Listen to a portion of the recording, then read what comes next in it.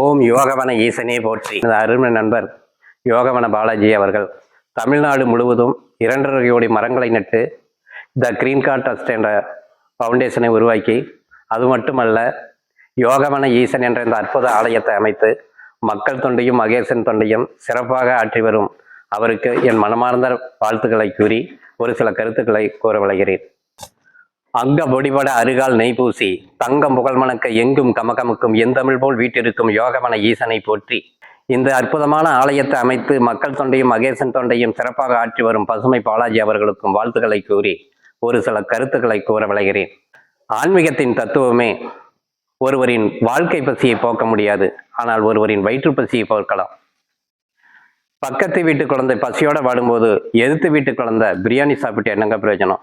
அதுக்காக அவருக்கும் பிரியாணி வாங்கி கொடுக்கணும்னு சொல்லலை, ஆனால் 2 இட்லியாவது வாங்கி கொடுக்கணும். அந்த வாழ்க்கையை தான் வாழணும்னு நான் சொல்கிறேன். அதை தான் கண்ணதாசன் அவர்கள் அழகாக சொல்லுவார். என் மனதில் ஊடுருவம் துன்மதியை தீர்த்து மன நிம்மதியை வாட்டுதடி நெஞ்சம், உயர் தம்பதியை காட்டவில்லை அஞ்சும், காடுமலை நீர் நெருப்பு காற்றுமுகில் வான்முகில்கள் கூடி வர கண்டவனை காணேன், ஒரு கூடிலந்த பறவை என ஆனேன், பொன்பொருளும் மாளிகையும் பூவுலக மேனியும் முன்னடத்தில் நான் தாரேன் வாராய், எனக்கு நிம்மதியை மட்டும் கொஞ்சம் தாராய் என்று கண்ணதாசன் ஐயா அழகாக சொல்வார்.